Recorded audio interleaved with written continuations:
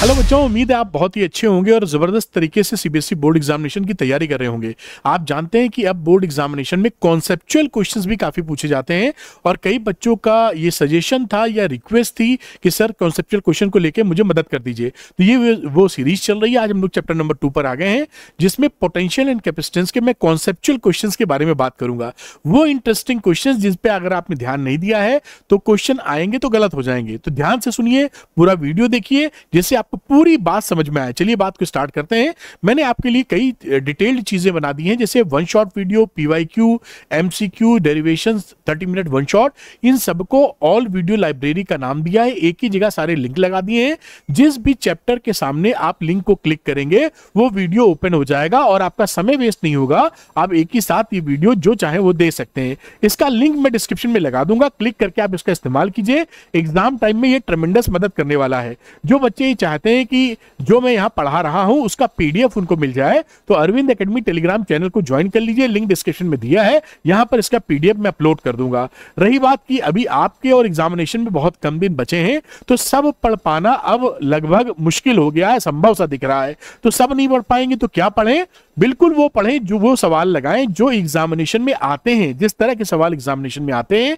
इसी बात को ध्यान में रखकर मैंने हर चैप्टर के 30 क्वेश्चन 35 क्वेश्चन निकाल दिए जो कि फुली सॉल्व्ड है और आपको दे दिया है। केवल यही नहीं, मैंने एमसीक्यू, सेशन रीजनिंग और स्टडी भी सपोर्ट के लिए आपको दी है। तो ये 30-35 क्वेश्चन अगर आप लगाते हैं पर चैप्टर तो आपका काम बन जाएगा। इसी तरह के क्वेश्चन एग्जामिनेशन में पूछे जाएंगे तो आप आश्वस्त हो सकते हैं कि तैयारी आपकी काफी अच्छी है। जैसे 12th physics sure short questions की बात करूं, श्योर शॉर्ट क्वेश्चंस 12 मैथ्स की बात करूं, अगर ये लेना चाहते हैं सिंगल सब्जेक्ट का, केमिस्ट्री एंड बायो भी है, तो आपको 399 प्लस 10% ऑफ के साथ मिल जाएगा। कई बच्चे कहते हैं कि मुझे पीसीएम लेना है एक साथ या पीसीबी लेना है। ये देखिए पीसीएम या पीसीबी, तो अगर ये बंडलिंग लेना चाहते हैं तो आपको इकोनॉमिकल पड़े, इसलिए हम लोगों ने क्या किया है 699 में ही आपको ये ऑफर कर दिया है। 12th पीसीएम पूरा 699 में मिल जाएगा विद सॉल्यूशन है। ये क्वेश्चंस अपने आप में बेटा काफी हैं, कुछ और लगाने की अब जरूरत नहीं है क्योंकि समय काफी कम है। इन क्वेश्चंस को, श्योर शॉर्ट क्वेश्चंस को आप लगा लीजिए और अपने रिजल्ट्स को लेके काफी हद तक श्योर शॉर्ट हो जाइए। एग्जामिनेशन में ऐसे ही क्वेश्चन पूछे जाएंगे, ये पक्का है। जो बच्चे ये श्योर शॉर्ट क्वेश्चंस लेना चाहते हैं वो अरविंद एकेडमी ऐप को डाउनलोड कर लें। इसका लिंक मैं डिस्क्रिप्शन में दे रहा हूं, क्लिक करके डाउनलोड कर लें, स्टोर सेक्शन में जाएं और वहां से इसको बाय कर लें। अगर बाय का ऑप्शन ना दिखे, आई एम इंटरेस्टेड का दिखे, तो वो भी क्लिक कर दीजिएगा। आपको एक लिंक आ जाएगा जहां पर पेमेंट करके आपका ये कोर्स एक्टिव हो जाएगा। ध्यान रखिएगा, गूगल की कुछ पॉलिसी चेंज हुई है जिसके बारे में मैं आपको बताऊंगा। इसकी वजह से शायद बाय नाउ की जगह आपको आई एम इंटरेस्टेड का साइन या सिंबल दिखाई पड़े। क्लिक करने पर पेमेंट आसानी से कर सकते हैं। चलिए आज की बात शुरू करते हैं जिस वजह से ये वीडियो बन रहा है। देखिए, अगर कहीं पर यह कहा जाए कि कहीं पर इलेक्ट्रिक फील्ड 0 है तो क्या यह पक्का है कि वहां पर पोटेंशियल 0 होगा? यही बात ये भाषा में लिखी है और इसका एग्जाम्पल भी देने को कहा है। Is the electrostatic potential necessarily 0 at a point where the electric field strength is 0? Give an example to illustrate your answer। मतलब मुद्दा यही है। तो इसका आंसर आप जानते होंगे, ऐसा कतई नहीं है, क्योंकि E की रिलेशनशिप जैसा आपने पढ़ी है -dv/dr होता है। अगर इलेक्ट्रिक फील्ड यहां 0 है तो इसका यह मतलब नहीं है कि V 0 ही हो। V अगर कांस्टेंट भी है, उसका डिफरेंशिएशन करेंगे तो 0 आ जाएगा। तो यहां पर इससे रेफरेंस क्या निकलता है कि V हमारा कांस्टेंट है। अच्छा, आप कुछ एग्जांपल देख लेते हैं। जैसे कि चार्ज कंडक्टर आप देखते हैं, इसके अंदर देखिए इलेक्ट्रिक फील्ड 0 होता है लेकिन पोटेंशियल 0 नहीं होता। जो सरफेस पे पोटेंशियल होता है वही इसके अंदर भी मिलता है। तो ये एक एग्जांपल हो गया कि भाई इलेक्ट्रिक फील्ड 0 है लेकिन ये जरूरी नहीं है कि उसका पोटेंशियल भी वहां पर 0 हो। दूसरा एग्जाम्पल मैं देता हूं कि मान लीजिए दोनों इक्वल चार्जेस रख दीजिए आप यहां पर प्लस प्लस, और यहां पर अगर आप देखने जाएं तो जो इलेक्ट्रिक फील्ड मिलेगा वो आपको यहां पर 0 मिल जाएगा। इलेक्ट्रिक फील्ड की दिशा, अगर मैं यहां की जगह मैं सेंटर की बात कर लूं तो ज्यादा अच्छा होगा। ये मैं पेन यूज करता हूं जिससे आपको कंफ्यूजन ना हो। इस पॉइंट को यहां ना लेके मैं यहां लगा रहा हूं, ये पॉइंट ठीक नहीं है। यहां इलेक्ट्रिक फील्ड इधर गया, इलेक्ट्रिक फील्ड इधर गया, इस पॉइंट को छोड़ दीजिए और दोनों यहां पर इलेक्ट्रिक फील्ड कितना हो गया बेटा 0। लेकिन यहां पर पोटेंशियल क्या 0 है? जी नहीं, इससे बनने वाला पोटेंशियल और इससे बनने वाला पोटेंशियल एड अप हो जाएगा। तो यहां इलेक्ट्रिक फील्ड 0 नहीं, 0 है लेकिन पोटेंशियल 0 नहीं। मैंने काफी इलैबोरेट कर दिया है, मेरे ख्याल से आप ये बात समझ गए होंगे। मैं लेजर टूर वापस ले लेता हूं जिससे थोड़ा हाईलाइट रहे। अगला क्वेश्चन इसी पर बेस्ड है, थोड़ा घुमा के पूछा गया है। क्या पूछा गया है कि भाई इलेक्ट्रिक फील्ड 0 नहीं है तो क्या वहां पर पोटेंशियल जीरो हो सकता है? बात समझ रहे हैं? इलेक्ट्रिक फील्ड जीरो नहीं है लेकिन पोटेंशियल क्या जीरो हो सकता है? तो इसका आंसर है जी हां, हो सकता है। कैसे होगा ये दिखाता हूं। ये देखिए minus Q plus Q charge ले लीजिए। इस पोजीशन पे अगर आप जाएंगे तो यहां इलेक्ट्रिक फील्ड आपको जीरो नहीं मिलेगा। ये इन दोनों का इलेक्ट्रिक फील्ड का नेट रिजल्ट यहां कुछ ना कुछ मिलेगा, लेकिन जो पोटेंशियल है वो शून्य मिलेगा। जितना पोटेंशियल ये बनाएगा उसके प्लस पोटेंशियल ये बनाएगा, एक दूसरे को मार देंगे। तो इलेक्ट्रिक डायपोल के केस में जो इक्वेटोरियल पोजीशन होती है उसमें हर जगह पोटेंशियल जीरो मिलता है, जबकि इलेक्ट्रिक फील्ड जीरो नहीं होता। तो इलेक्ट्रिक फील्ड जीरो होने का ये कई मतलब नहीं है कि पोटेंशियल जीरो हो। अगला सवाल देखते हैं। लिखा है the electric potential is constant. Electric potential constant है in a given region. What can you say about the electric field there? इलेक्ट्रिक पोटेंशियल अगर कांस्टेंट है तो उसका डिफरेंशिएशन होता है जीरो, ये रिलेशन होता है। तो अगर कहीं पर v कांस्टेंट आपको मिल जाता है तो इसका पक्का ये मतलब है कि इलेक्ट्रिक फील्ड वहां पर जीरो है। अगर पोटेंशियल में कहीं बदलाव नहीं हो रहा है तो ये पक्का हो जाता है कि इलेक्ट्रिक फील्ड वहां जीरो होगा। खैर ये कुछ कंफ्यूजिंग वाली चीजें थी जो आपको पकड़ के रखना चाहिए। कुछ और इंटरेस्टिंग बातें यहां लिखा है, देखिए डायग्राम है, इसके सेंटर पर प्लस क्यू चार्ज रखा है। अब ये कह रहे हैं प्लस क्यू चार्ज को इस ए से लेकर आप इधर सरफेस पे घूमकर बी तक पहुंचे। ए से लेकर यहां पर देखें तो बी तक पहुंचे, तो आप ये बताएं कि कितना वर्क डन करना पड़ेगा। तो इसका आंसर आप बता सकेंगे? जी हां, मेरे ख्याल से आप समझ गए होंगे। इसका आंसर होगा जीरो।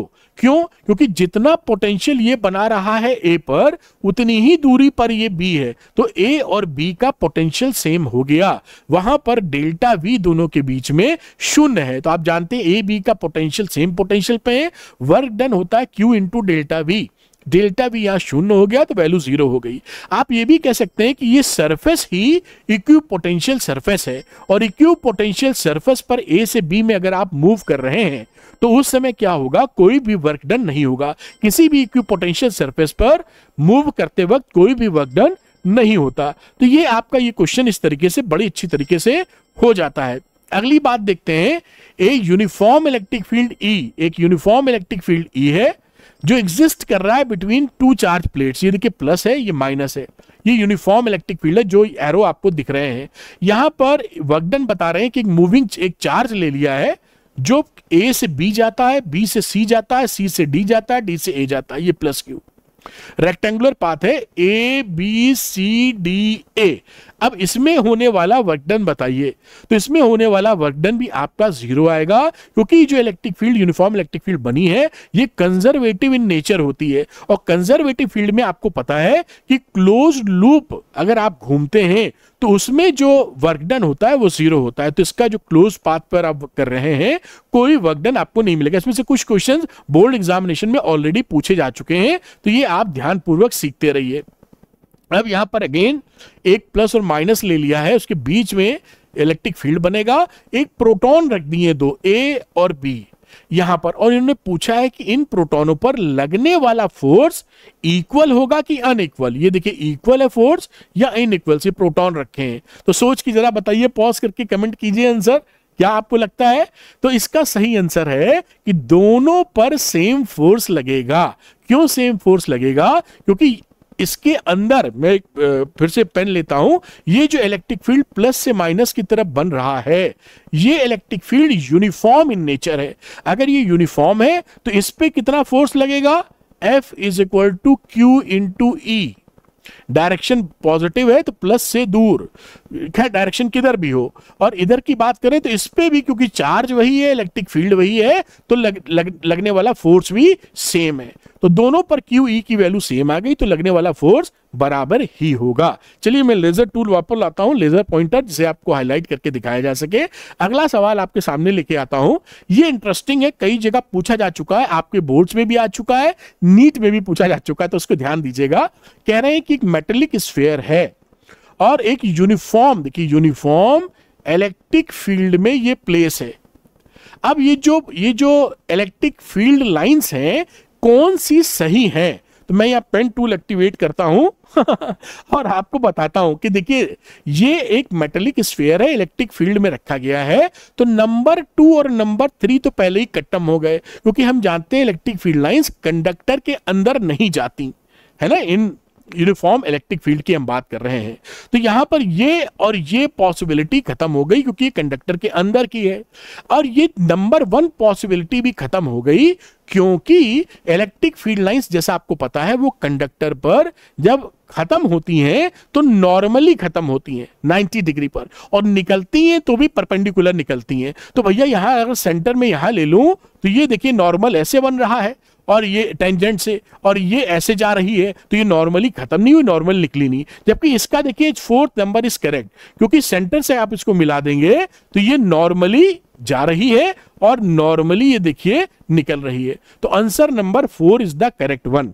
तो इस बात को पकड़ के रखिए, जैसे मैंने समझाया ऐसा क्वेश्चन आ जाए तो शानदार तरीके से आप सवाल का जवाब दे पाएंगे। अगली बात करते हैं यहां पर, does the charge given to a metallic sphere, एक मेटेलिक स्फीयर है और दूसरा हॉलो है, एक सॉलिड है देखिए और एक हॉलो है, इन दोनों को अगर हम चार्ज देते हैं तो इनमें कुछ फर्क होगा क्या? तो इसका आंसर है इन दोनों में नो फर्क। सेम थिंग, ये सॉलिड हो या हॉलो, क्यों? क्योंकि जो भी चार्ज आप इसको दे रहे हैं सब का सब सरफेस पे ही आ जाने वाला है। तो सारा चार्ज अगर दोनों का रेडियस सेम हो तो सेम चार्ज देने पर पोटेंशियल भी सेम बनेगा। तो ये आप चाहे सॉलिड हो या हॉलो हो, अगर ये मेटेलिक स्फीयर है, इसको चार्ज दिया जा रहा है तो दोनों पर एक जैसा केस रहने वाला है। अगली बात करते हैं कि जो एक मेटल स्फीयर है जो कि 1 सेंटीमीटर रेडियस का है, क्या हम उसको 1 कूलाम का चार्ज दे पाएंगे? इंटरेस्टिंग चीज है, शायद सोचा ना हो कि 1 सेंटीमीटर का कंडक्टर ले लीजिए, स्फीयर ले लीजिए, 1 कूलाम का चार्ज दे पाएंगे? नहीं दे पाएंगे। उसका रीजन क्या है? देखिए, अगर इसका रेडियस 1 सेंटीमीटर है तो मीटर में चेंज कर लिया, कूलाम चार्ज है 1 कूलाम। अब हमने ये जो स्फीयर है ना, इसको जो हम चार्ज देके दे रहे हैं, इस पे कितना इलेक्ट्रिक फील्ड इसकी सरफेस पे जनरेट होगा ये निकालते हैं। ये हमने फॉर्मूला लगा दिया 1/4πε0 Q/r²। इसको कैलकुलेट किया, कैलकुलेट करने पर देखिए इलेक्ट्रिक फील्ड की वैल्यू कितनी आ गई, 9 × 10⁻13 वोल्ट पर मीटर। ये जो इलेक्ट्रिक फील्ड है ना, ये बहुत स्ट्रांग है। इसके बाजू में जो एयर मॉलिक्यूल्स हैं जो न्यूट्रल है, इनको ये आयनाइज कर देगा, इतना इलेक्ट्रिक फील्ड ज्यादा है। क्योंकि इसकी जो एयर मॉलिक्यूल्स की जो डाइलेक्ट्रिक स्ट्रेंथ होती है वो देखिए यहां मेंशन है 3 × 10⁻6 वोल्ट पर मीटर। इससे ज्यादा इलेक्ट्रिक फील्ड अगर होगा तो ये एयर के मॉलिक्यूल टूट जाते हैं प्लस और माइनस में, कंडक्टिंग हो जाते हैं, तो ये इसको तोड़ देगा, आयनाइज कर देगा इस मॉलिक्यूल्स को एयर के, और इसका चार्ज लीक करना शुरू कर देगा। ये माइनस वाला इसके पास आ जाएगा, न्यूट्रलाइज करेगा, और प्लस वाला निकल जाएगा। तो इससे ज्यादा का चार्ज इतना चार्ज आप नहीं दे पाएंगे। अगर देंगे तो चार्ज लीकिंग शुरू हो जाएगी। चार्ज लीकिंग का मतलब एयर मॉलिक्यूल्स आयनाइज हो जाएंगे और जो भी चार्ज आप इसको देंगे एडिशनल हवा में चला जाएगा। ये कहानी इसकी है। चलिए एक कदम और आगे बढ़ाते हैं। Why does the electric field inside a dielectric decreases when it is placed in external electric field? जब आप एक्सटर्नल इलेक्ट्रिक फील्ड में किसी डाइलेक्ट्रिक को रखते हैं तो डाइलेक्ट्रिक के अंदर इलेक्ट्रिक फील्ड घट जाती है, जितनी एक्सटर्नल है उतनी नहीं रहती है। ऐसा क्यों होता है? तो एक छोटा सा फिगर आपके लिए, जब भी एक्सटर्नल इलेक्ट्रिक फील्ड लगाइए, ई लिखिए या E0 लिखिए।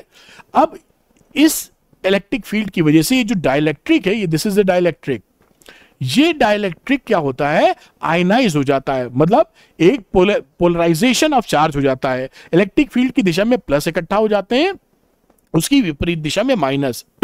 अब ये जो चार्जेस इंड्यूस्ड हुए हैं ये अपना एक इलेक्ट्रिक फील्ड बनाते हैं जो कि ओरिजिनल इलेक्ट्रिक फील्ड से विपरीत दिशा में होता है। ये देखिए इधर है, ये अपोजिट है। तो इसके अंदर कितना इलेक्ट्रिक फील्ड रहेगा, ई नेट बराबर ई माइनस ई इंड्यूस्ड। ये देखिए पहले ई से कम है ना, ई में कुछ घट रहा है। इस वजह से डाइलेक्ट्रिक कांस्टेंट के अंदर ओरिजिनल इलेक्ट्रिक फील्ड से कम आपको electric field, net electric field मिलता है। ये इसका कारण है। चलिए अगली बात देखते हैं। लिखा है sketch a graph to show how the capacitance C of a capacitor varies with charge Q. जो आप देखिए कई बच्चे गलती क्या करते हैं, जैसे Q = CV होता है, या आप Q/V लिख दीजिए। इस फॉर्मूले में उनसे कहा जाता है भैया बताओ अगर हम Q को बढ़ाएं तो C बढ़ेगा कि घटेगा। कई बच्चे कहते हैं अरे सर यहां तो C is proportional to Q है, तो Q बढ़ाने पर C बढ़ेगा। गलत है।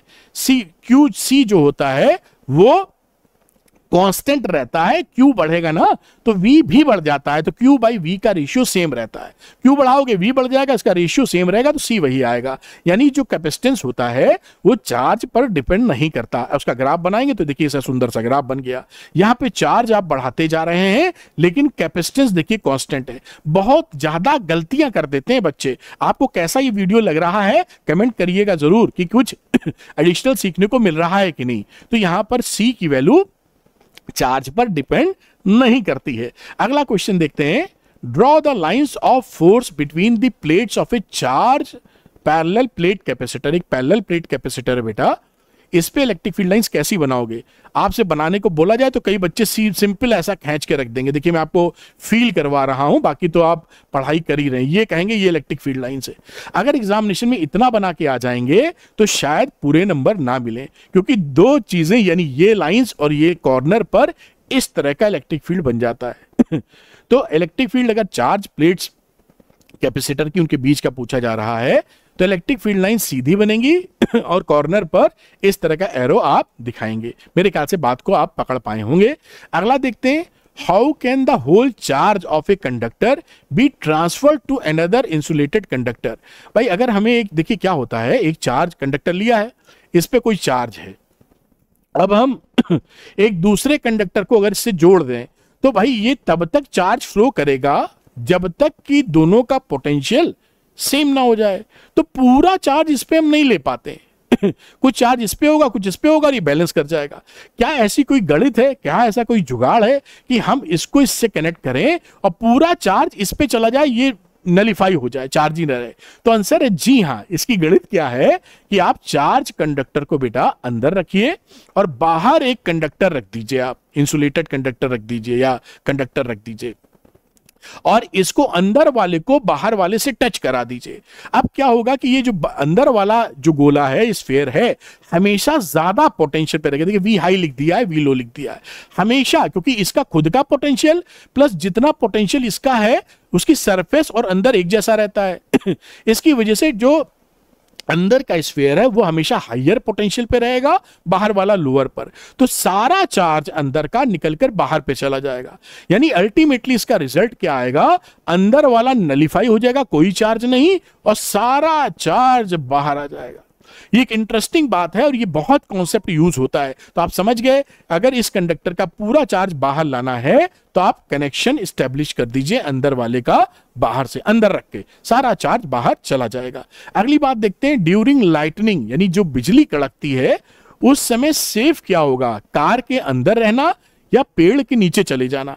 भाई बिजली कड़क रही है, अब हो सकता है गिर जाए, किस्मत खराब हो, तो आप बचने के लिए क्या करेंगे? किसी पेड़, बड़े पेड़ के नीचे छाई में चले जाएंगे कि बिजली गिरे तो हम बच जाएं, या कार के अंदर ही रहना पसंद करेंगे? उस समय आपके लिए कार के अंदर रहना ही बेहतर होता है, क्योंकि कार के अंदर बन जाती है फैराडे केज, यानी इलेक्ट्रिक फील्ड जीरो हो जाता है कार के। मेटलिक की कार है, मेटल की, तो अगर बिजली खुदा ना खास्ता गिर भी गई, किस्मत मान लो उतनी अच्छी नहीं है या गड़बड़ है, तो बिजली गिर भी गई तो आपको कुछ नहीं होगा, सारा चार्ज इस कार पे पड़ के जमीन में चला जाएगा।